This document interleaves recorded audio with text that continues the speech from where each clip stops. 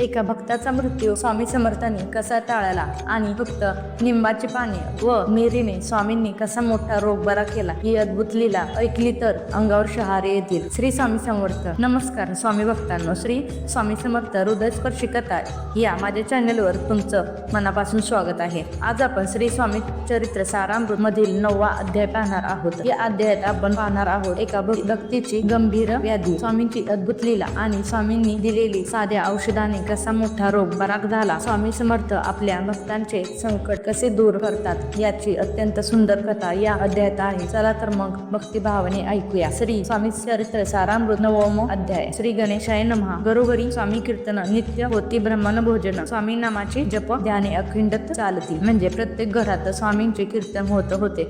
रोज ब्रह्मांना भोजन दिले जात होते. स्वामींच्या नावाचे जप आणि ध्यान सतत चालू होते. संपूर्ण वातावरण भक्तीने भरलेले होते. दिगंतरी गाजली ख्याती, कामाना तरुणी चित्ती, बहुत लोक दर्शना येती अक्कलकोटस नगरात. म्हणजे स्वामी समर्थांची कीर्ती चारही दिशांनी पसरली होती. मनात इच्छा घेऊन अनेक लोक स्वामींच्या दर्शनासाठी अक्कलकोट नगरीत येत होते. ब्राह्मण, शास्त्रीय, वैशादित, शूद्र आणि अनामिक, पारसीय, भाविक दर्शनाने येती धावणी. म्हणजे ब्राह्मण, क्षत्रिय, वैश्य, शूद्र तसेच इतर सर्व जाती धर्मातील लोक स्वामींच्या दर्शनासाठी येत होते. पारशी आणि मुसलमान भक्तांसुद्धा मोठ्या श्रद्धेने स्वामींच्या दर्शनासाठी धाव येत होते. यात्रेची गर्दी भारी.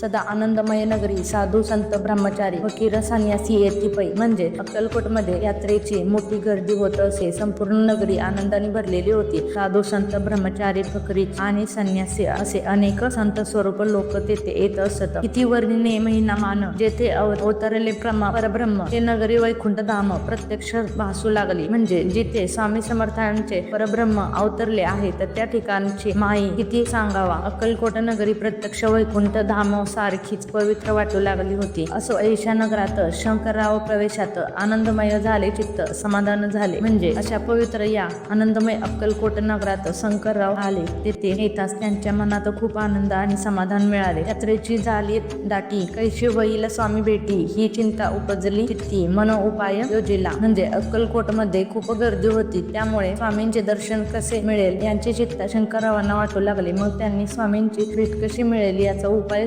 शोधायला सुरुवात केली. जे होते स्वामी सेवक त्यांना सुंदराबाई मुख्य. स्वामी सेवा सकाळी तिच्या हस्ते होती. म्हणजे स्वामींच्या सेवेसाठी अनेक सेवक होते पण त्यांच्यामध्ये सुंदराबाई ही प्रमुख होती. स्वामींची सर्व सेवा तिच्याच हातून होत असे. तिची घेऊन गाठी. शंकरराव सांगती गोष्टी करून घाल स्वामी भेटी तरी उपकार होतील. म्हणजे शंकररावांनी सुंदराबाईंशी बोलणे केले आणि तिला आपली विनंती सांगितली. त्यांनी म्हटले, तुम्ही मला स्वामींचे दर्शन घडवले तर तुमचे मोठे उपकार होतील. व्याधी दूर करावी म्हणून विनंती कराल स्वामी चरणी तरी आपण लागोनी द्रव्य काही देईन. म्हणजे शंकरराव म्हणाले, माझी व्याधी दूर व्हावी म्हणून तुम्ही स्वामींच्या चरणी विनंती करा. जर माझा रोग बरा झाला तर मी तुम्हाला काही धन देईन. बाई सिद्ध द्रव्य लोभ पूर्ण आनंदले तिथे म्हणून मी इतुके करीत 2 सहस्त्र रुपये द्याल की. म्हणजे सुंदराबाईंच्या मनात पैशाचा लोभ निर्माण झाला आणि ती आनंदित झाली. ती म्हणाली, मी तुमचे काम करेन पण त्यासाठी तुम्ही मला 2000 रुपये द्याल का. ते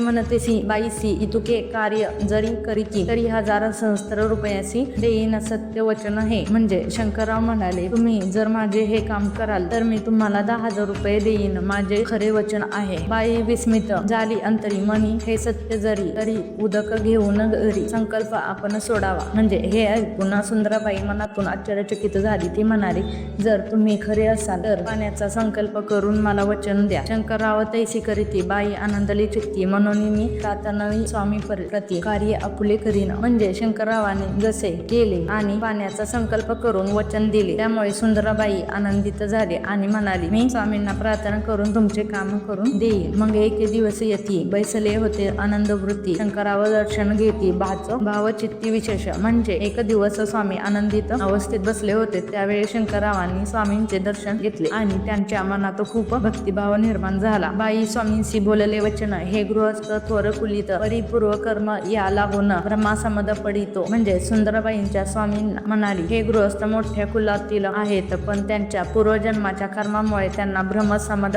नावाची व्याधी त्रास देत आहे. तरी आता कृपा करुणी मुक्त करुणी व्याध पासोनी ऐसा एकता वरदानी समर्थ तेथोनी उठले. म्हणजे ती म्हणाली, त्यांच्यावर कृपा करून त्यांना या व्याधीपासून मुक्त करा. हे ऐकताच कृपाळू स्वामी समर्थ तेथून उठले. चालुले गावाबाहेर आले शिकून नगराचे दुर्गावरी शंकरावसी बरोबर त्या स्थळी पाहते. म्हणजे स्वामी गावाबाहेर चालत गेले आणि शेखनूर यांच्या दर्गाजवळ पोहोचले. शंकररावही त्यांच्या मागे त्या ठिकाणी आले. येऊन मशानभूमीत आले. येथे राजे त्वरित एका नुरत वचीन निजले छाटोने टाकुनी. म्हणजे स्वामी वेगाने मुस्लिम स्मशानभूमीत गेले आणि तेथे नव्याने खुणलेल्या खड्ड्यात जाऊन छातीवर हात ठेवून झोपले. शैवेकरी सम शंकरवासी म्हणे ती लीला करून येसी चुकविले तुमच्या मरणी निश्चय मानसी धरावा. म्हणजे तेव्हा सेवकरी शंकररावांना म्हणाले, स्वामींनी अशी लीला करून तुमचे मरण टाळले आहे हे तुम्ही मनात नक्की समजा. काही वेळ गेला तरी उठोनी स्वामी समर्थ स्वारी शेकुनारे दुर्गावरी येऊन पुढे चालले. म्हणजे काही वेळानंतर स्वामी उठले आणि पुन्हा शेकुनूर यांच्या दुर्गजवळून पुढे चालू लागले. शंकररावाचे तयास दिवसी खाना दिदला फकीराची आणि शेकोनी असा दुर्गांशी एक खपीनं चढविला. म्हणजे त्या दिवशी शंकररावांनी फकीरांना भोजन दिले आणि शेकुनूर यांच्या दुर्गावर एक कपीनं अर्पण केला. मग काही दिवस लोटले. स्वामी राजा अज्ञापित बारीक वाटोनी निमळ पत्र 10 मेरे यात घातली. म्हणजे काही दिवसांनी स्वामी समर्थांनी शंकररावांना सांगितले की निंबाची पाने बारीक वाटून त्यामध्ये 10 मेर घालून औषध तयार करावे. ते घ्यावे. हे औषध तेने जाईल ब्रह्मसमद झाला. स्वामी राजवैद्य व्याधी पळे आपणी. म्हणजे स्वामी म्हणाले, हे औषध घेतल्यानंतर ब्रह्मसमद ही व्याधी दूर होऊन त्यावेळी स्वामी स्वतः वैद्यप्रमाणे झाले आणि त्यांच्या कृपेने रोग दूर होऊ लागला. स्वामी वचनी धरून भाव औषध देती शंकरराव तयासी आला अनुभव. 10 दिवस लोटले. म्हणजे शंकररावांनी स्वामींच्या वचनावर पूर्ण विश्वास ठेवून ते औषध घेतले. 10 दिवसात त्यांना त्याचा गुण येऊ लागला. प्रकृतीशी आराम पडला. राव गेले स्वरनगरा. काही मास लोटले तयास ब्रह्मसमदेत सोडले. म्हणजे शंकररावांच्या प्रकृती सुधारणा आणि ते आपल्या गावी परत गेले. काही दिवसानंतर त्यांना ब्रह्मसमद या व्याधीपासून पूर्णपणे मुक्ती मिळाली. मग पुन्हा आनंदेसे दर्शन आले अक्कलकोटेसी. घेऊन या स्वामी दर्शनासी आनंदी झाले. म्हणजे नंतर शंकरराव पुन्हा आनंदाने अक्कलकोट येथे स्वामी दर्शनासाठी आले आणि स्वामींचे दर्शन घेऊन अत्यंत आनंदी झाले. मनी व्याधी गेल्यानंतर रुपये देईन 10 शस्त्र ऐसा केला निर्धार त्यांचे काम करावे. म्हणजे शंकरराव म्हणाले, माझी व्याधी बरी झाल्यानंतर मी 10,000 रुपये देणार निर्धार केला होता. आता त्या पैशाचे काय करावे. महाराज अज्ञापती गावाबाहेर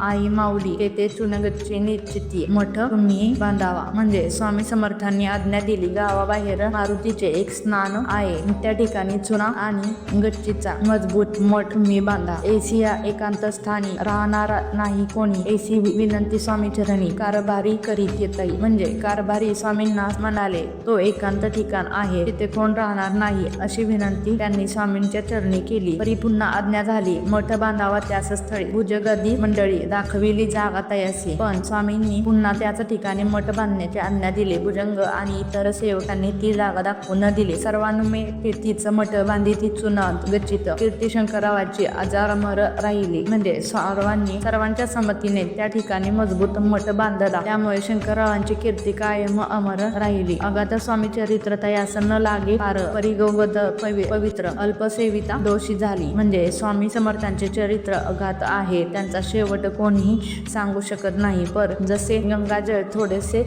घेतले तरी पवित्र करते, तसे स्वामींचे स्मरण थोडे केले तरी पाप नष्ट होतात. श्रवणी धरावा आधार येणे साधती इतपत्र. जे झाले स्वामी पिकर विष्णू शंकर बदिती शिर्या. म्हणजे स्वामींच्या कथा आदराने ऐकाव्या. त्यामुळे या जगात आणि परलोकात कल्याण होते. जे स्वामींचे सेवक होतात त्यांना विष्णू आणि शंकर सुद्धा वंदन करतात. इथे श्री स्वामी समर्थ चरित्र सारामृत नाना प्राकृत कथा समत सदापरी श्रोत भाविक भक्त नमो नवम अध्याय गोडहा. म्हणजे अशा प्रकारे श्री स्वामी चरित्र सारामृतातील विविध कथांनी भरलेला हा 9वा अध्याय भक्तांसाठी अत्यंत गोड आणि पवित्र आहे. स्वामी भक्तांनो, या कथेतून आपल्याला एक मोठा संदेश मिळतो. स्वामीवर पूर्ण विश्वास ठेवला तर कोणतेही संकट मोठे नसते. शंकररावांनी स्वामींच्या शब्दावर विश्वास ठेवला आणि त्यांची व्याधी पूर्णपणे दूर झाली. म्हणून आपण हे नेहमी स्वामींचे नाव घ्यावे. शेवटी फक्त एकच प्रार्थना. श्री सद्गुरु अक्कलकोट निवास.